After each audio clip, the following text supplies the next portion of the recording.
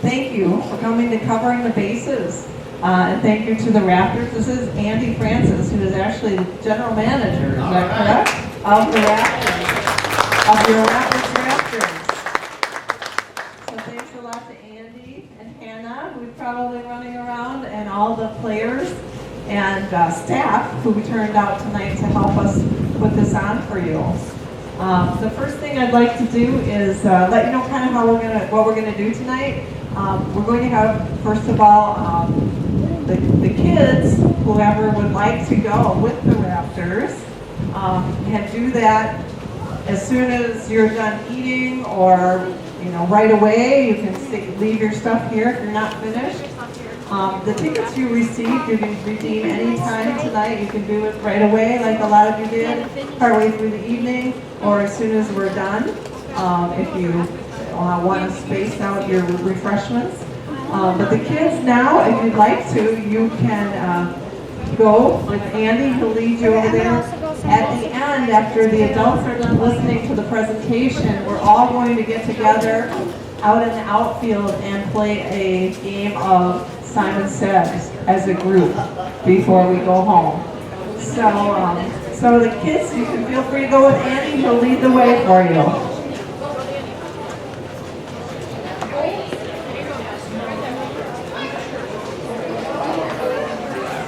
And if you're not quite ready to go yet, kids, we do have Lisa over there who can take you later when you are ready. So you can have a second chance if you're not sure right now.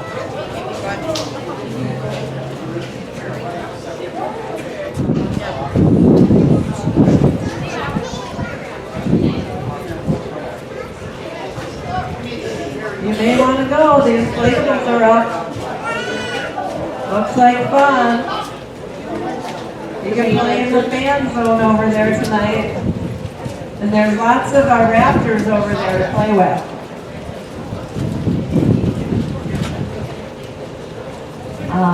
And like I said, my name's Candy. I work at Aspirus Riverview, and we usually have an Aspiring Women event every couple months. It's a ladies' night out, but we decided it'd be fun to have a family night out and include the kids and families this time. And the topic we're going to be discussing is behavioral health topics, covering the bases. And if you don't know, about a year ago we opened a behavioral health clinic in the hospital. And we have psychiatrists, child psychiatrists, licensed clinical social workers, one who specializes in children, who's with us tonight, Craig Rasmussen, and he will be our keynote speaker, and psychiatric nurse practitioner, and some other staff who work with them. They're on the 4th floor of the clinic building within the hospital. And also, just in case you haven't heard, I just wanted to share with you, in 2019, Aspirus Riverview has been growing a lot. We opened a new ER, a new birthplace, a brand new CCU, critical care unit, just a few weeks ago, and a clinic in Adams, all since the beginning of 2019. So we have a lot of new things, in case you haven't heard. But right now, I think what we're going to do is let Craig get started with his presentation. Afterwards, we do have some materials up here, including a copy of the presentation he's going to be giving tonight. We also have everything being videotaped for River City's Community Access or Wisconsin Rapids Access Television. In about a week, they'll start running that. And we always put those videos on our Aspiring Women webpage as well. So you can find it there or refer it to a friend if you'd like. But before I talk anymore, I think I'll let Craig go into his presentation, and he will allow some time at the end for questions and answers, just so you know. So thank you, Craig, very much.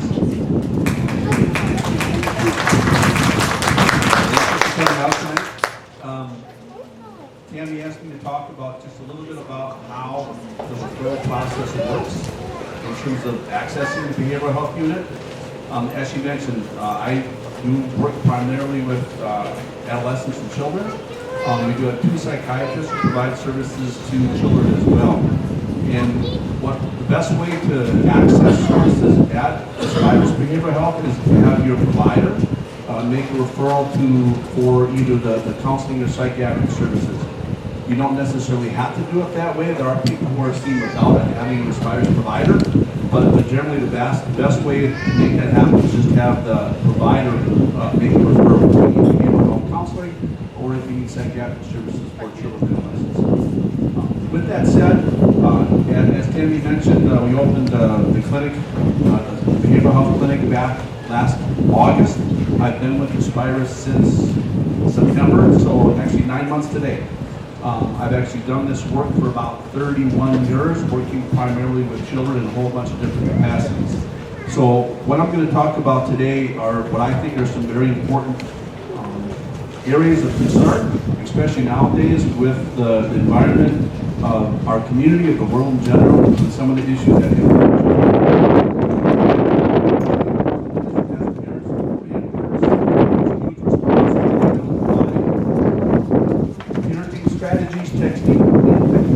children, because those of you who have children in school, there's significant demands placed upon them every single day that makes it quite challenging.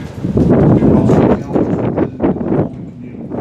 The 6 topics I'm going to cover tonight is really communication is the first one, which I think is really a pillar of being able to have a good relationship with your children. When they feel comfortable being able to communicate with you about whatever issues are occurring at home, in the school, in the community, I think that's critical. I'm going to talk a little bit about some school anxiety, a little bit about depression. I'm going to talk about relationships specific to bullying, what that kind of does, what impacts children, self-esteem, and then I'm going to talk about some emotional regulation as well. And as Tammy mentioned at the end, if you had any questions, just kind of maybe make a mental note or jot it down and we'll get to those questions at the end. So part of the challenge as a parent, and I'm seeing in my work more and more grandparents are also raising children just because of the various issues that are impacting parents. So it's not just parents nowadays, it's really increased in terms of grandparents. The difficulty I think with children is being able to understand what's impacting them. And again, that comes back to the communication. When children feel comfortable being able to share what's going on in their world, we as parents have a better idea to be able to kind of help them. And part of the difficulty I think as well is as a parent, it's being able to sift through what is important and what is not important.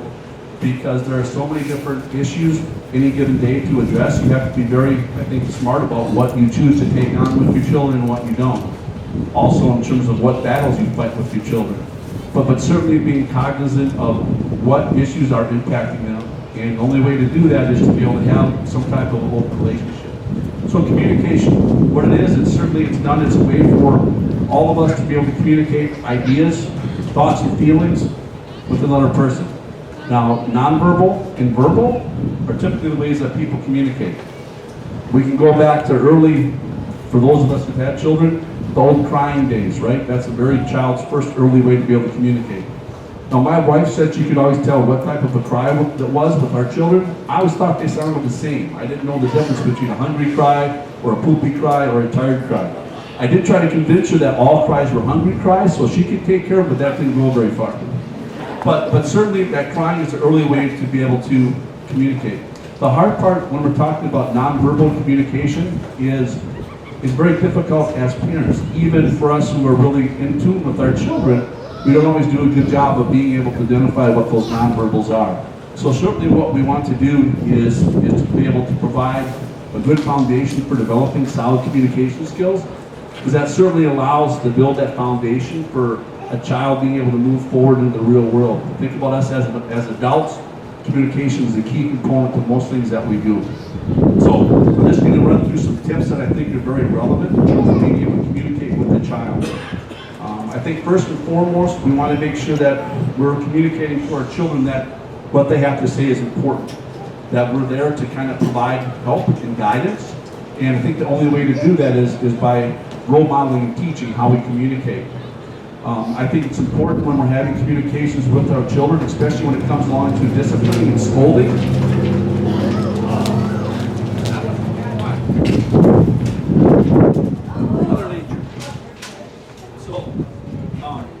What we want to be able to do,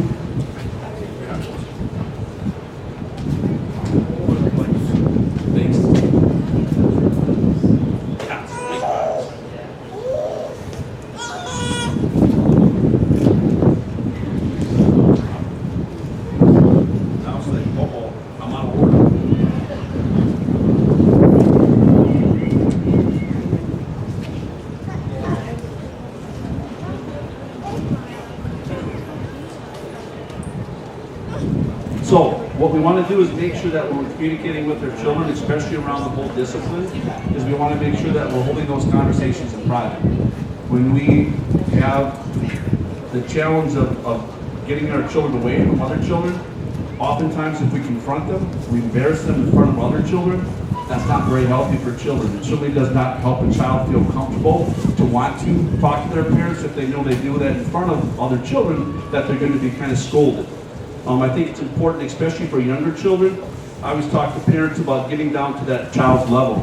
Literally, if they're little kids, get down on the floor with them. A lot of the work that I do, it's getting harder as I get older, but to get down on the floor with the kids, especially the little ones, because when we stand above them, that's oftentimes intimidating for a child. Now, they can't necessarily communicate that to us, but certainly we want to get to a child's level. We want to be able to really listen to what children are saying. Sometimes our tendency is to want to interrupt and guide what children are saying.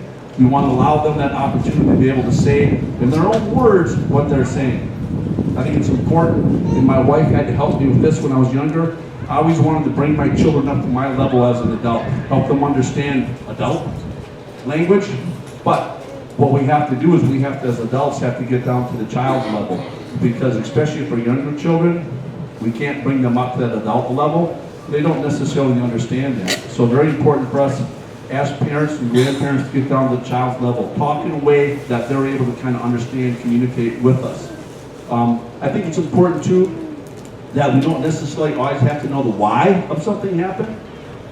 Sometimes, again, we can ask questions and we can get stuck on the wrong issues. It's important to let our children to be able to communicate. I think it's really important to help guide children toward healthy problem solving.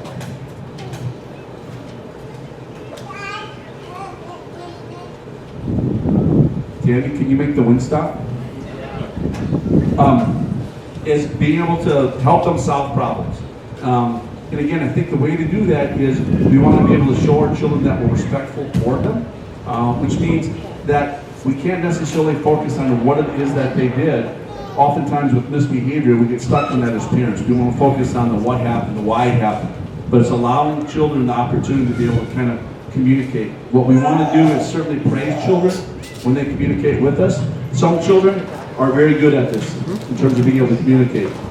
I work with probably 95% of my caseload are children, and it's amazing the different levels of children who can come in, even at a young age, where you can tell that the parents have spent a lot of time being able to communicate with them. Their verbal skills are quite advanced. So that's an opportunity for parents to really focus on how they communicate with their children. It's something that we do every single day. The better we do it, certainly the more benefit it brings to our children. Next, I just want to talk a little bit about school anxiety.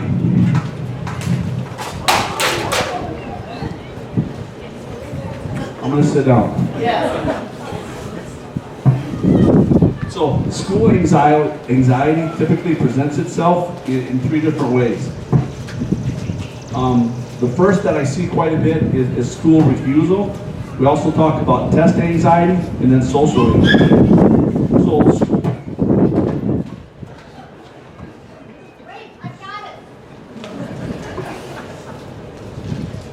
we didn't really plan for the wind, I guess.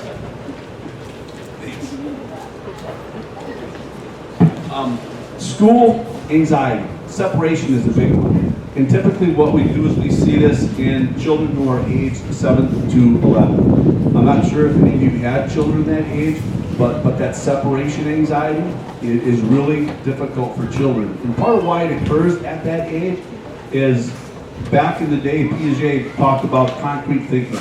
That's when children learn to think differently. So what happens in concrete thinking is children are able to understand what's going to happen. Like oftentimes for 7, 8, 9-year-olds, it's death.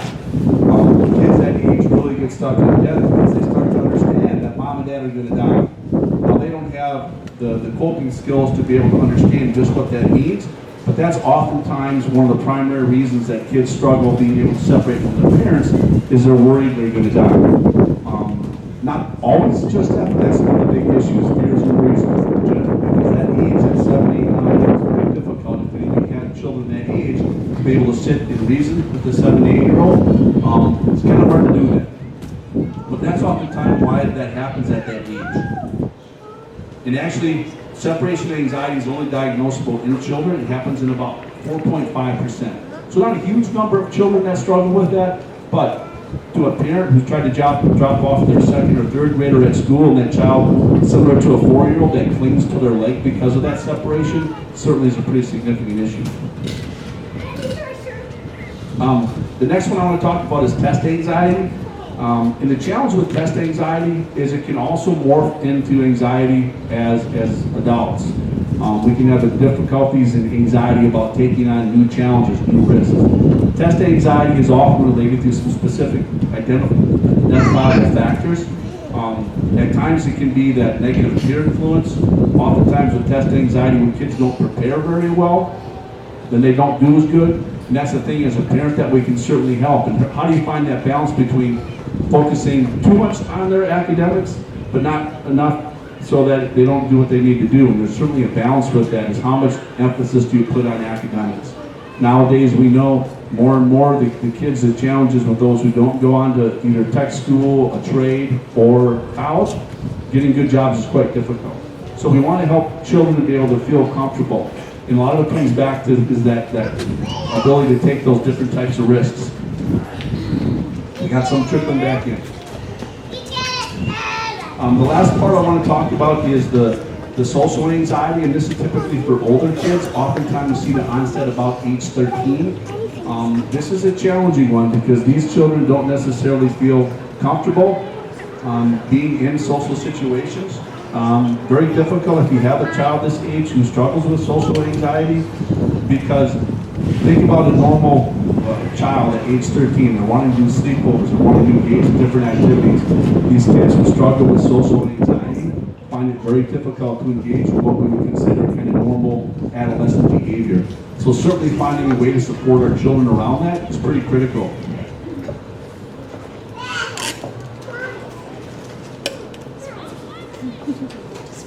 So the good news with anxiety, there is treatment available to help manage anxiety. Certainly the piece where some people start with is how do you help your child be able to relax better? Anxiety is one thing that is difficult for parents because it's very difficult to understand how it's happening. Think about anxiety that we have for ourselves. It's typically in our brain. A child is the one generating the thoughts that are creating the anxiety for themselves. So as a parent, you might see the outcome is that they're not willing to separate, they might struggle, but you don't always know why. Again, it comes back to that communication in terms of being able to communicate effectively with our children, especially around the anxiety and depression. The better job we do at communicating, the greater likelihood we can maybe minimize some of those anxious thoughts. Doing some therapy, whether it's with a psychologist, with the LCSW, therapy is very effective. I find that oftentimes schools are getting to be better when they do some of that social work in a school setting. We'll see school psychologists do this. Because think about typically where the child's general social activity is, it's in that school setting. So I think it makes really good sense that school psychologists are doing a better job of being able to provide services in the setting where the child is struggling. And medication is also an intervention that can be used for anxiety. I try to caution parents on that. I don't ever think that's the first choice. It is a possible choice down the road, especially when we have parents who have anxiety, and then we're seeing some of those same symptoms manifest themselves in the child. So medication is certainly an option, but it's a last resort. As well as with depression, we're going to talk about next, medication is an option, but we want to be careful using that. There are different ways to kind of manage that first. So with depression, pretty significant. About 2% of kids younger than 13 have depression. About 5 to 8% of adolescents have depression. At any given point in a child's life, 1 in 5 will have issues with depression. So think about that. 5 kids, every one of those is going to have issues with depression. The difficult part about depression is, any of you guys have teenagers? Right? The symptoms that we're going to talk about in depression really kind of describe adolescence. Right? It's not that different from what we expect as normal adolescent behavior. So some of the big signs we look for: changes in appetite, feelings of sadness, difficulty concentrating, fatigue, low energy level, feelings of worthlessness, impaired thinking, increased sensitivity, irritable, anger, outbursts, physical complaints, not functioning well at home and school, social withdrawal, isolation. Right? In a lot of ways that sounds like adolescence. to a lot of the adolescents that I work with, that's relatively normal.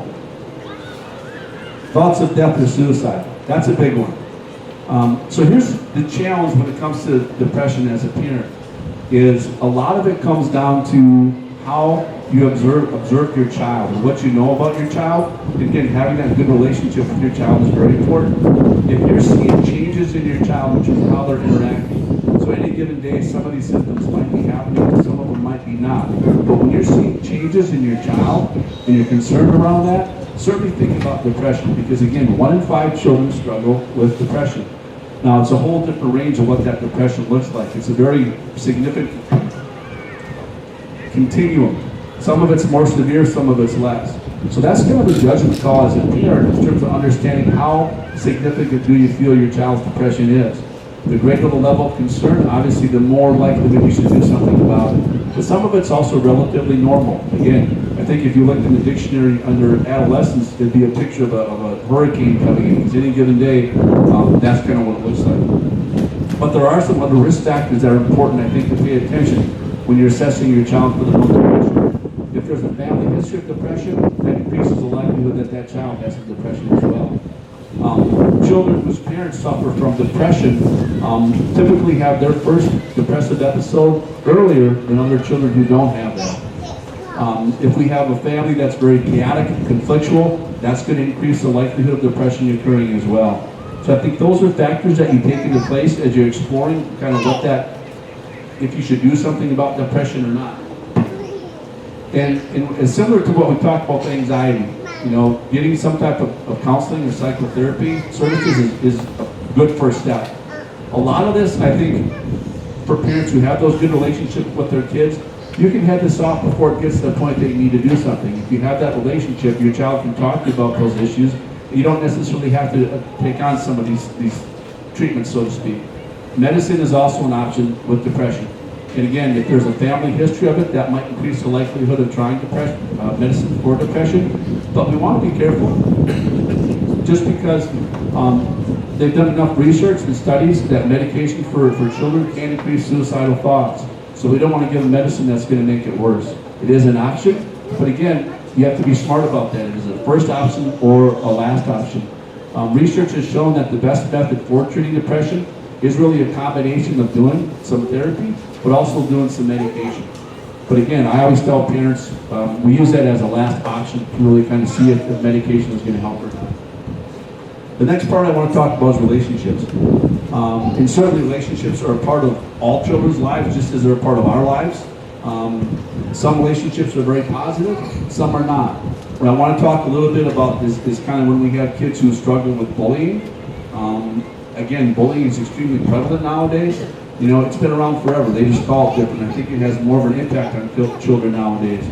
But there's a great study done by Tom Farmer back in 2010, and he talked about 2 different worlds of bullying. We have the marginalized bullying, and that's the one where I think it was that first thought of that kid who's kind of in the leather coat, you know, he's a foot taller than the other kid. He's kind of walking around like he's the king of the playground, right? That's that more marginalized, doesn't necessarily fit in, has some issues. But we also have the socialized. But I'm going to talk first about that marginalized bully. And it's interesting because there typically tend to be boys more often. Oftentimes the bullying behavior is just kind of one symptom of other issues that impact it. So they might come from a very chaotic, very dysfunctional type family where there's anger, there's violence, there's different types of issues in a home like that. So those are those kids that we kind of see, at least in my thought, is that first thought. Oftentimes what these kids are trying to do, they're using their bullying to try to gain control over situations. These are the kids who are kind of pushed aside, shut into a different group. So they struggle. It's a different issue, different type of bullying. I think the more complex type of bully is the socialized bully. And we're seeing more and more where these kids are the popular kids. They are the ones who are the good-looking, the athletic kids. They don't lack for social skills. They have a strong support network. They're using bullying for a different approach. A lot of these kids are trying to gain control over other kids. So what they do is they use their bullying to be able to kind of form a dominant relationship with that other child. So it's a little bit different than that kid who's going to walk on the playground looking and beat anybody up. But the socialized bully, what we find oftentimes is once they kind of establish that control over that child, then they don't bully them anymore because they already they're the alpha, the other child is not, so they can kind of be a little bit more social in that sense once they kind of get them under their wings, so to speak. But those are the two worlds of bullying that make it difficult for children nowadays. So I think it's important to understand when we talk to our children about bullying, you have to ask them, again, it comes back to that communication. If you have that relationship with your child, they can tell you what that looks like. You want to make it easy for kids to be able to say, this is happening at school. It's important to understand a little bit about what the bully is trying to accomplish, but more importantly, it's important for you as a parent and grandparent to be able to have that sense of communication with your child to be able to figure out what's happening to them. Oftentimes, kids will come in and you can tell something's going on. Kids are very smart. They know if they say something about a bully, it may not necessarily help. So you really have to sometimes pry that information from them to help them feel comfortable to talk about that. Just because bullying can be very destructive, I think it's important for parents to really know who their children hang out with, know who their friends are, know which kids they don't like, right? You see the kids on the playground off by themselves, and you're kind of asking your children, who is that, what's going on? You're just paying attention to what's occurring in the child's everyday life. And I think it's important too when we think about what that means is we want to make sure we're teaching our own children good values, what it means to be assertive versus aggressive. And that's done within the home, having good communication skills, being able to help them understand how to develop healthy relationships. The next part I want to talk about is self-esteem. I think it's important to note that when we think about self-esteem, we think about this person does that on their own, right? It's themselves. Yes and no. The first place that self-esteem starts is really kind of, in the home with their parents. It's one thing for a child to expect them to develop their own self-esteem, but think about the role as parents that we have in terms of helping shape our children's lives. That self-esteem is something that we have to do every single day to help them be able to achieve their fullest ability. There's some different, I think, traits that are important. We want to have a sense of security.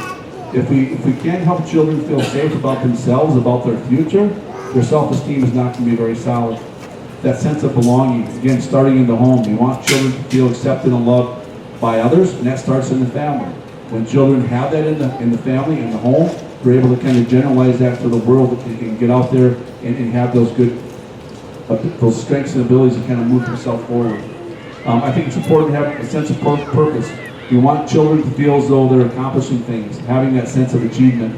When we give kids that they're able to kind of set goals for themselves to move forward, that's huge. We want to help kids have goals every single day. Some of them are small, some of them are little. I have a 28-year-old, I have a goal, I'd love to have a clean room in his bedroom, but it's not going to happen.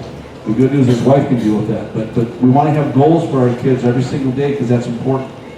And again, I think by doing that, when we help children kind of have that confidence in themselves, as early on, it allows them, when they get older through high school, through college as adults, to be able to manage the challenges that life throws at us.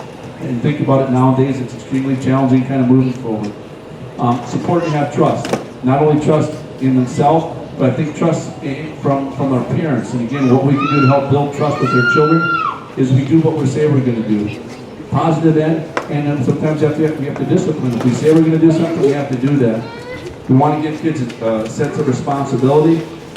We don't want to hover too much. We want to hover just enough to keep them safe, but we have to allow them an opportunity to go out there, kind of take on the world. We have to let go a little bit, especially for some of those older kids, those ones who are, I see some high school kids who are kind of getting off to go to college, and if their parents have not allowed them that opportunity to have that sense of responsibility, scary things happen in college. We want kids to be able to feel as though they're contributing, right? That they're being a part of what's going on for themselves, but also within that family. That self-discipline, self-control. We want to help set those guidelines and opportunities, but it actually comes back to the child. Think about that. If the ones who do that self-discipline, self-control, their potential for growth is enormous just because they have that sense that they know what they need to do for themselves. We want to be able to encourage. So positive feedback and recognition is huge. All the time, we want to give kids praise, right? Not only just when they're successful, but when they're trying new things. I think that's a great way to help children feel comfortable taking risks. Praise the dickens out of them, right? Give them that praise. Let them know how well they're doing. It's fun when you go, the perfect example of praise is any of you guys ever did your kids in the rec soccer, right? The 5-year-olds run around, the parents are cheering like the dickens. The kids just run around the group from here to there, but the parents are cheering. That's awesome. That really gives those kids that sense of, with that praise and encouragement. It's important to help kids understand that failure is a part of life. Oftentimes kids struggle with that, like I failed, I messed up. Yep, you did. How do we move forward? How do we move beyond that? Failure is a great teacher if we allow it to be a teacher, but we also have to allow our kids to fail. And sometimes that's hard because as parents we don't want our kids to fail, but certainly allowing them to do that. And I think the foundation for all this is that family self-esteem. When you have a family that has a good self-esteem as a family, that just generalizes to the kids as well. They're able to kind of take that with them because they know their family has a good sense of what their self-esteem. The last part I want to talk about quickly is emotional regulation. Now, emotional regulation is certainly interesting with kids. You have some kids who can regulate very well, some who cannot. I think the hard part when it comes to regulation is how do we help kids learn to delay? How do we help them know so that in a certain setting they have to behave a certain way? And certainly in younger children, we see that's quite difficult for them to be able to do that. But emotional triggers are, I think, important to understand. For those of us who've had kids and raised kids, you know what certain triggers are, just as we as adults all have certain triggers. So we want to be able to really understand what some of those triggers are. We can help prepare our children to manage emotions better. If we know every time we serve them broccoli they throw a fit, well, we can understand that and help them learn how we overcome that. We put cheese on their broccoli, right? Help them through that. Sometimes they still don't eat it. But understand that emotional regulation, it's a choice for kids, right? Oftentimes it's a chain of thoughts, but it's a choice. Children are making it. I love when kids say, I can't control it. I get mad and I can't control it. Well, they can. It's just hard to help them learn how to be able to do that. That whole process of understanding thoughts, feelings, and behavior.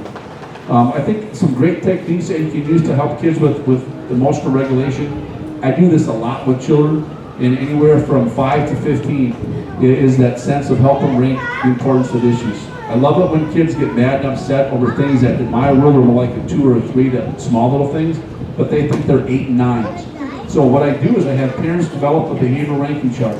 So the ones would be, their brother calls them a booger brain, right? A 10 is a parent dies on a scale of 1 to 10. A 9 is their pet dies. An 8 is they break their arm, right? Those are the scales. And it's interesting, kids are really perceptive to understand a 2 and a 3 and how they overreact to that. So kind of doing a simple technique of developing a ranking chart, helping kids understand. These are the little things, let's keep them small. Also, I think it's important that to help kids understand that when they give their power away to negative people, negative situations, they don't feel very good. We as adults, when we do that, we don't feel very good. So really important to help children understand that they get to make a choice about what they give their power to and what they don't. I think some things that are triggers oftentimes for dysregulation is when kids don't feel comfortable in situations or when they don't feel they have control over a situation. That's very difficult because then that emotions can escalate quite quickly. Sometimes within the school setting when they have learning problems, maybe ADHD or some spectrum issues, that certainly creates frustration. Emotional regulation is difficult. Depression, not being able to cope well with issues. Oftentimes that contributes to that emotional regulation that does not work well. What's important for us as parents to know is that how we role model our own emotional regulation, kids pick up on that, right? Kids are constantly emulating their parents. Oftentimes I have parents come in and say, you know what, my child doesn't manage their anger well. And then I think about what it looks like in the home. They talk about the conflicts and the problems they have in the home. Well, the child is just kind of emulating what they learn in the home. So I think emotional regulation certainly starts with us as parents. When we have that relationship with our child, we can help them work through those difficult situations. Important to be able to accept children's feelings. That's hard sometimes because feelings are tough. Helping kids work through what those feelings are. And I think, again, we want to make sure that kids feel safe, right? When we have safety, we're able to provide children, they can accomplish kind of anything. We have that safe, steady, consistent home. That allows children to really kind of move forward and do what they ever need to do. That's all I have. Any questions at all? There is a new program out by NAMI. I don't know if you're aware of it. It's called CHAT. Have you heard of it? I have not. I know NAMI, but I don't know CHAT. It's a brand new program started out of Fox Valley, and it's going into 4th grade, 3rd through 5th. Going in and just like a half-hour presentation about feelings, maybe depression and anxiety, or just coming at it and having kids participate. And so Yeah, I think that's huge because you think about kids in general and the struggles they have with like anxiety, depression. It's out there. I think calling it what it is important. So providing those types of services for kids, I think schools are getting better at it. They're recognizing it more. I think there's still a lot of room for growth in that. So that sounds pretty encouraging. Cool. You were talking about social anxiety. I teach junior high, and I'm seeing the cell phones are worse than us, cyberbullying. But kids aren't able to even like get up and go to the room and talk. They're cutting an elementary show and tell. They don't have time. Yeah, we've created an environment where their interaction is through social media. You know, and that's certainly detrimental. It's amazing when I work, especially with teenage girls, they talk about how peers, friends say mean things. I say, well, don't read it, shut your phone off. They can't do it. It's impossible for girls. And I having raised one girl, it was very challenging. Taking her phone away was like cutting off her left arm. But certainly that social media, bullying, and just how kids are so tied to it. And again, that's a piece I think as a parent, what we do is we take that, we kind of remove that, and we sit down and talk with them. Because I think being able to socialize is kind of a lost art. Kids don't have to do it anymore, you know? When I was young and I didn't want to talk to a girl, I had to go up and talk to her. It scared the dickens out of me. Now they can talk on the phone, and what they do with the phone is crazy. So, yeah, it's a different world. It's not safe. Nope, not at all. It's safe. They have panic attacks in class. Yeah, I believe They it. have to work in a little group because Yeah, we're not teaching it anymore. Yeah, we're getting back to that. Yeah. Yep, exactly. Yeah.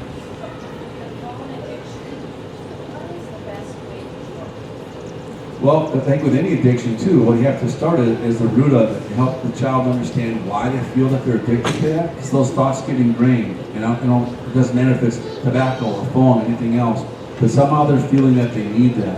And again, think about how social media is nowadays. So many things with children are connected to that. Their friends are all on it, the Snapchat, how they communicate, that's all they do. Certainly easy for a child to kind of have that addiction. We're seeing it with gaming as well, technology in general. But you have to start at the root issue of that. And again, how do you help reduce addictive behavior? Generally, you start pretty slow. You have to replace it with something else. So think about when I was a kid, we didn't have this. You know, if we were going to interact, we were like face to face playing board games, basketball, football, those type of things. That certainly has kind of died away with our society. So you have to get at why that child feels they need that, and then you have to replace it with something a little bit healthier, which is a challenge because kids don't want to do that. They don't want to sit down and talk. Just give me my phone, and they go to the room, and you don't see them for 3 hours, you don't see people. And it's scary because then we certainly have kids doing things that they shouldn't be doing. So it is a challenge, it certainly is. And again, what you have to do is you're just going to have to restructure the thinking around that. And it's a task, it's a challenge.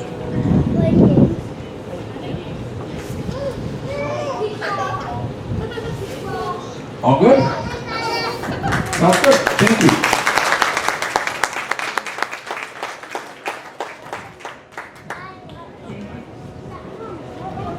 Thanks, Greg. We have one other brief presentation for you. We have 2 athletic trainers with our Aspirus Riverview Therapies group, and they're actually the trainers for the Raptors and a few of the high school sports teams here in our area. And Danny Kilps and Josh Scott are those 2 trainers. You may see them if you come to a lot of Raptors games. You see them around the park and their cute little car. And they're going to talk about some of the more common playtime and sports type injuries that affect children that they see most often, including concussions, which can happen not just in sports, but just in everyday life with people too. So we'll let you, Josh is going to talk about that. Hi everybody. Thanks Greg for the presentation, that was great. Yeah, first off, thanks for having us here. You guys doing okay? A little louder. A little louder. How about here? Is that good? Oh, there we go. Okay, sorry about that. Yeah, so we were just going to say that kind of a couple youth sport injuries that we see a lot of. Shin splints is pretty common. We see that one a lot, especially people or kind of the younger athletes coming into basketball season. usually maybe not in shape, so they get a lot of pain in that kind of the front of the shin and the side of the shin there. You know, usually it's nothing too worrisome. Kind of a lot of going out, stretching and icing and everything like that, and then kind of keep an eye on it because those can kind of turn into a stress fracture. Otherwise, we kind of do see those kids, and those shin splints hurt a lot. So we do kind of keep an eye on those. Otherwise, we do see ankle sprains are probably one of the most common injuries that we see, especially on that outside of the ankle. They do tend to swell up a lot. Usually it's pretty good sign that people are able to walk on them and get around on them pretty well. Usually, you know, most of the time you don't necessarily need to get an x-ray or rush them right off to a walk-in clinic. I would say as long as you can put weight on it, you can walk on it. Usually they're doing pretty good. Otherwise, make sure you get rid of all the swelling and everything, and then kind of slowly get them back into sports. I know knee pain especially is also pretty prevalent with younger athletes. We see a lot of kind of the inside knee pain or on the front of the knee. A lot of times we call that kind of growing pains. Usually it's just because the body's kind of going through development and things like that. Usually kind of a lot of management of pain, stretching, icing, heating, all that stuff, ibuprofen as needed is pretty helpful. Otherwise, kind of working on a lot of strengthening, just getting the quads stronger and kind of the hamstrings in the back of the leg, keeping that stronger. Okay. Otherwise, I know ACLs too have become very popular. I would say ACLs and concussions are kind of the two hottest topics right now in athletic training or just kind of in sports in general. So the ACL, you know, you always hear it all the time. Just one of those ligaments in the knee that has a lot of stability and plays a pretty big role in just keeping that knee stable and going well. So I know probably most of the time when anybody will suffer an ACL injury, they'll usually end up kind of recommending surgery and just kind of rehabbing that just for the long-term stability of the knee, just so that everything can get a lot stronger. And that's where a lot of that research has gone. Otherwise, I know really the other big hot topic we talked about is concussions. You know, this even wraps up back into Craig's talk for today. So, you know, obviously the one big thing to know is that, you know, not every time you get hit in the head is necessarily a concussion. But, you know, I think we're kind of starting to go away from the old school, you know, you ever watch an old football game and somebody gets hit in the head and you got somebody that runs under, puts the smelling salts under the nose and tells them to get back out there. We're really kind of going away from that for the last 10, 15 years because it is a brain injury. I think the best way to probably describe it is more or less like a bruise to the brain. It won't show up on, you know, any sort of imaging, like if you go to the ER or anything like that. But, you know, I would say anybody that kind of gets hit in the head, you don't necessarily have to get hit in the head either. You can get whiplash if you fall on your, you know, somebody falls on their butt and his head kind of jerks back or anything like that. Anything happens like that, you know, young athletes are having headaches, dizziness, you know, light sensitivity, photophobia, anything like that, then, you know, they should be removed from play and evaluated by a healthcare professional before returning back to sports. And that's currently the state law in Wisconsin. Nobody can return on the same day if they've been evaluated for concussion. And it's, you think that they have one. Otherwise, they need to be fully evaluated to return. So in terms of that management too, most individuals kind of recover from concussion within about 2 to 4 weeks. About 90% will recover back to their normal baseline level. Outside of that, there's that other 10% that sometimes will take longer, and that's when we kind of start looking at referring patients on their primary care, behavioral health, neurologists, and all those kinds of things.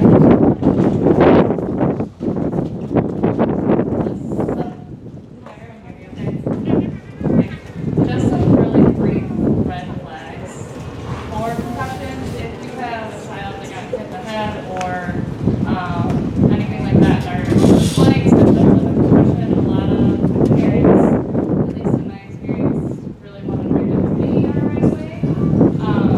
You can do that by all means. Go ahead and do that.